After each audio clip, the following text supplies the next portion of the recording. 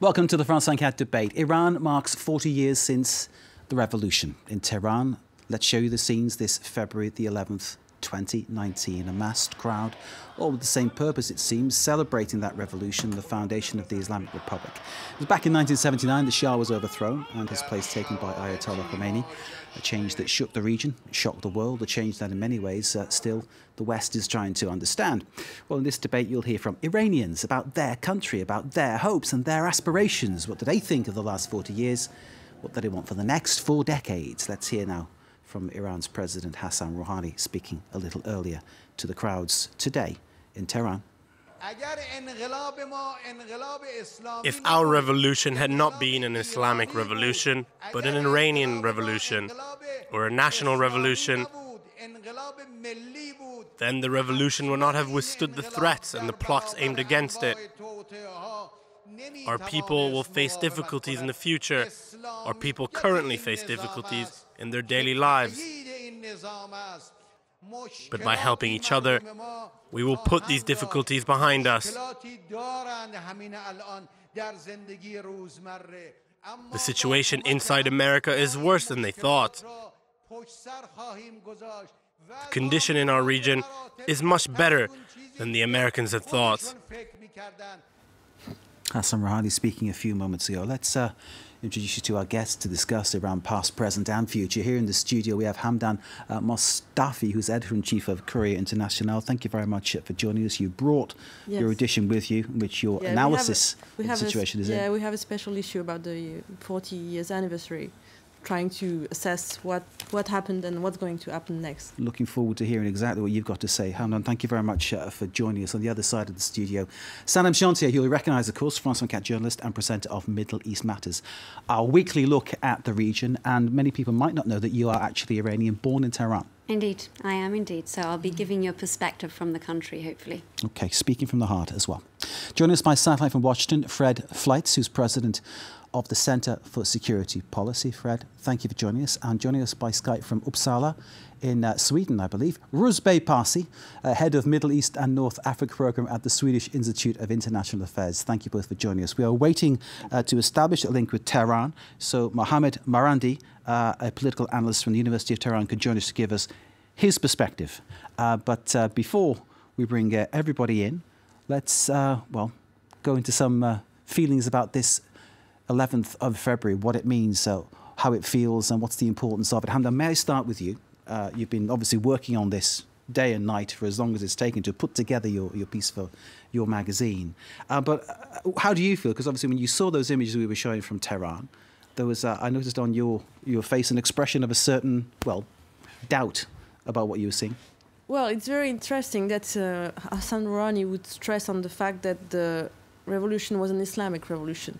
I want to say first that we have to remember that this revolution was the revolution of the people against a regime that was considered by many as a dictatorship, and it was also a revolution about the fact that people, like today, were suffering economically. So before it was an Islamic revolution, it was a revolution. It was a revolution by the people against the regime of the Shah. Then it became an Islamic movement. It has been. We have to acknowledge that the fact that 40 years is a long time for an Islamic republic. It's the only place in the world which it's that way. If you compare it to the caliphate that Daesh tried to install, it's amazing. But that's not the kind of comparison you look to make, really, though, is it? I mean, let's face it. Yeah, surely. Yeah. But no, what's important is, if I look skeptical, is because it's also, I think it wants to put away all the troubles that Iran is also facing today, the problem with the international communities, the economic problems. It's not like a beautiful dream come true for all Iranian people. Sana. You have the coming together, for me, of two different types of Iranians. One of them is those that are civil servants that work for the government, that study at government institutions, and they're very much encouraged to attend these rallies. And then on the other side, you can't deny the fact that there are people who, to this date, despite all the troubles and challenges that my colleague just mentioned, remain devoted to the ideologies of the Islamic Republic, whether they're conservative, whether they're religious. They come from very different walks of life, one would say. But I think there's also no denying that there is underlying discontent in the country, and it's not the first time we're seeing that. For now, it's targeted at the country's decrepit economy, the US sanctions, what's often referred to as mismanagement, corruption, human rights abuses. And frankly, it's not the first time since the Islamic Revolution in 1979 that we are hearing these voices of dissent. We had the 1999 student protests, we had the 2009 protests in the aftermath of a disputed election. Most recently, people, although rather sporadically taking to the streets to share their grievances when it comes to the economic problems in the country. So I think it's a very colourful picture when it comes to Iran. It's impossible to paint it in that black and white picture that we often hear from analysts in DC. Let's bring in Rusbeh Parsi, who's awaiting us in Sweden. Rusbeh, give us your thoughts. February the 11th, what does it mean to you? And seeing the images from Tehran, what do you think? Well, I mean, obviously, the first thing is that any revolution, and the Iranian revolution as well, has spread people all across the world. It's an eruption which some people rather unpredictably gain from, and a lot of people become victims of involuntarily, usually. So in that sense, you can say the 11th of February also marks the fact that Iranians, rather than just Iran, is all over the world. And we live with that heritage, whether we are in Iran or outside of the country. Then the second point, of course, is that, yes, this is a middle-age revolution, and like all revolutions, it is, to a certain degree, a disappointment, because revolutions do capture and channel a lot of aspirations and frustrations, but very seldom deliver, at least not on the level that people expect when they go out and try to make them happen. Rusbeh, for now, thank you very much. Let's bring in Fred Fleitz to give, well, to get another perspective. Of course, Fred talked to us from Washington, president of the Center for Security Policy. And the US view, Fred, of Iran, we are always told, is that it's a pariah state, is that it's regarded as the universal bogeyman in the world. Is that the feeling that you have from your work, for the office that you go to, from the people that you talk to? Well, I know you do hear a lot of that. And I think it's unfortunate because Iran has a warm and welcoming people. They're well-educated, they're hardworking, they have a rich culture, and there's no reason why the two countries can't be allies. There's this false narrative being circulated, and we heard it on this program a little earlier, that Iran's isolation and economic problems are the fault of the United States and Donald Trump. That's just not true. We have to admit that the revolution has failed. The economy has been very badly managed by the country's fanatical theocratic rulers who have wasted millions and billions of dollars on terrorism, sending troops into Syria, building missiles, a nuclear weapons program. And then we have the Iranian people who can't buy eggs, who can't buy food. It's just an appalling tragedy that this country has been managed so badly. And if Donald Trump is really responsible for the current problems with the economy, why were the Iranian people suffering during the Obama administration? Why did the economic disaster continue? Because the regime wasted all the sanctions relief, it got under the nuclear deal, and put it into weapons and terrorism. And I don't know what else they wasted it on. So I think it's a terrible tragedy, but I hope the end of that tragedy is in sight. Thank you, Fred. Point taken. We said here that the 2015 Accords, Donald Trump pulling out of them and that making things slightly worse, not being responsible for that. Just clarifying what we actually said here on France 24. Fred, thank you very much. We'll get back to you very shortly. Let's now go to Tehran, where Mohammed Marandi is awaiting us, political analyst at the University of Tehran. Mohammed, we've just established a link to you, so I don't know how much you've heard. I've asked all of our guests what they think of what they've been seeing from Tehran and what February the 11th means to them. And can I start by putting that same question to you, and that if you've heard anything you wish to comment on, please go ahead and do that. Well, I think I haven't heard everything. I heard what Fred was saying, which was a bit strange. The sanctions under Obama caused suffering for ordinary Iranians. It was a brutal set of sanctions. They were directed at ordinary Iranians. And the same is true with Trump. But of course, The United States doesn't care for human rights, just like when they invaded Iraq, when they destroyed Libya, and as they impose hunger on the people of Yemen with their Saudi allies and friends, such as MBS.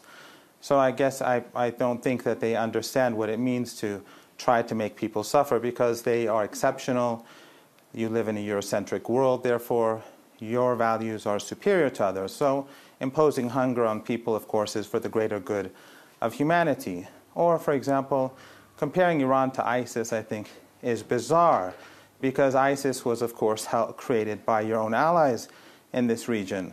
We know from the 2012 Defense Intelligence Agency document, that is the Pentagon intelligence, with 20,000 people working there, that the United States knew from very early on in Syria that the extremists were the dominant fighting force. And the United States helped those extremists. And the United States, its allies in the region, supported those extremists. And we know that the head of that organization at that time, General Michael Flynn, who admitted on Al Jazeera English in an interview with Mehdi Hassan a few years ago, that the United States took a willful decision to help those extremists create a Salafist state between Iraq and Syria. Well, who created that state later on? It was called ISIS. So to compare Iran with ISIS, or the mismanagement, to put any mismanagement of the economy solely on the shoulders of an elected government in Iran, is, I think, quite audacious.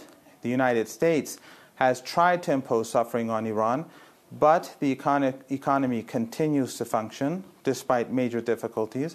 I think we saw today in Tehran and across the country very large rallies under rain and very poor weather, which was a sign of great defiance towards the hegemonic ambitions of the United States and its allies. Mohammed, I was hoping you were going to say it was a celebration of Iran too, but I'm sure you'll say that in a few moments.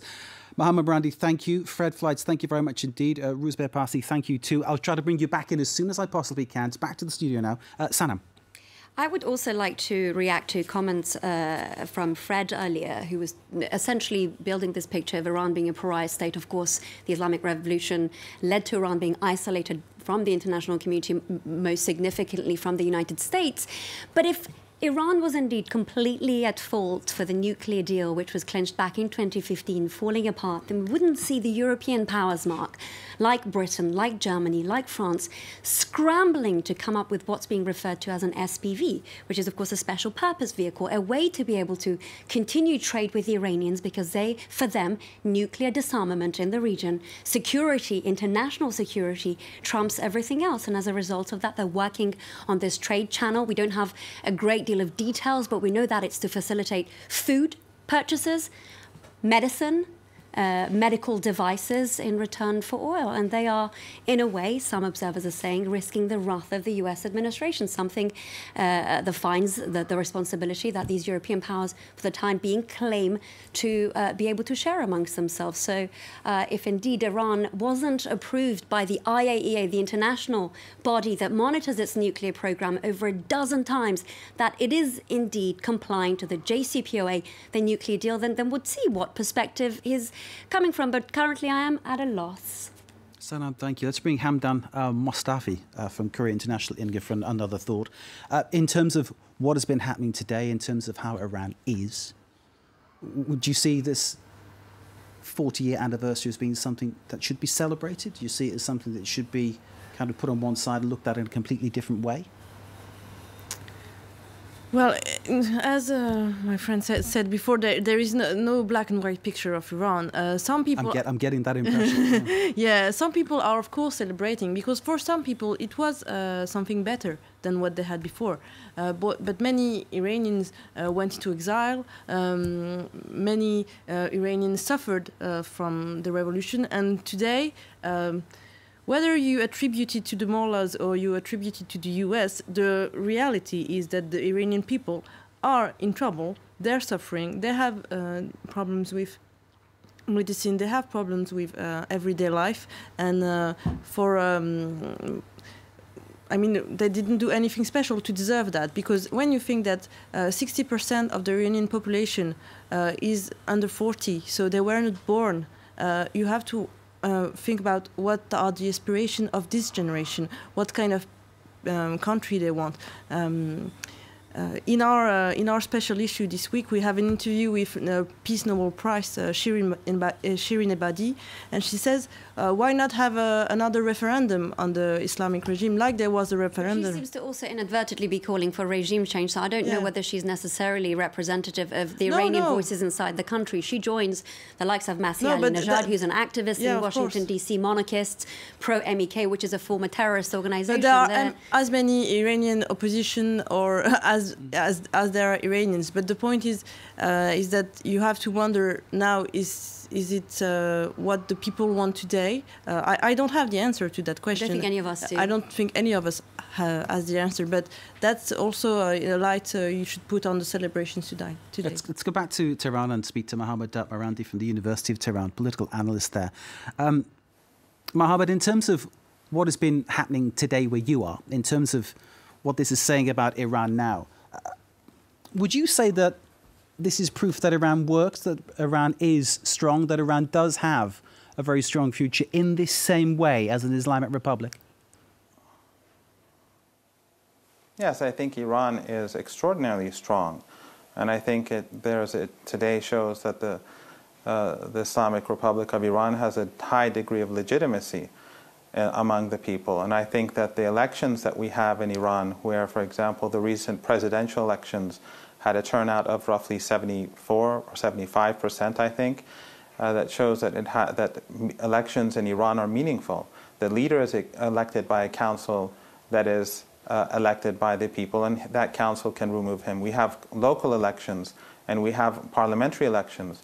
But for a foreign country or for a foreign power like the United States to speak of regime change in Iran, and to just simply because there are some demonstrations here or there, whether political or economical, which is partly created because of U.S. policy. The United States is trying to make ordinary people suffer in order to bring them to their knees and to turn them against the government. That's how immoral and bankrupt they are. But do you think it is relevant, or do you think it is correct for Iran? About the United States, but can I ask you about the democratic process in Iran, in your country? For instance, 2009, the election then, there were problems after that, weren't there? Problems in the street, you know, the people were clamped down upon. I recall seeing, you know, people being shot at and killed. No, the people were not being shot at and killed. There were riots in parts of Tehran. There was no fraud in that election. I didn't vote for the victor of the election either. But that's like saying that in Paris or in France, the yellow vests who are being, you know, they're being killed and shot at, maimed and injured, so the regime in Paris has no legitimacy. Would you consider that to be a legitimate narrative? We've reported on the yellow vest thing ad infinitum, and obviously we will continue to do so. Mohammed, I have to stop you there. Yes, you can come in again in part two, because time's against us, and we need to end this part of the program now. So thank you very much indeed. We'll get back to you as soon as we possibly can. Stay with us. Part two of the debate coming up very shortly.